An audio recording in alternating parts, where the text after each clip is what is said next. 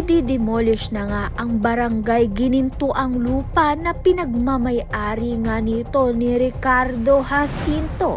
Kaya naman nga't paalisin nga niya lahat ng mga nakatirang squatter nga sa barangay ito.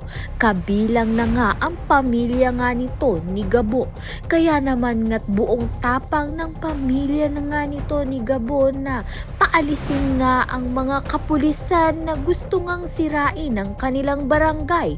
Nagpatulong na nga itong si Ricardo sa mga kapulisan upang mapaalis na nga ang mga squatter sa barangay Ginintuang Lupa dahil balak nga niya itong gawing hotel casino.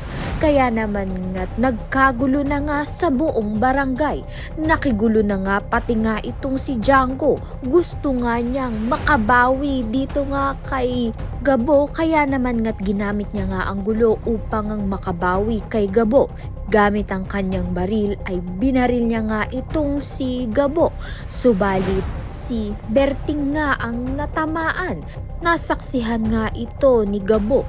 Kaya naman nga't maghihiganti nga siya muli dito kay Django.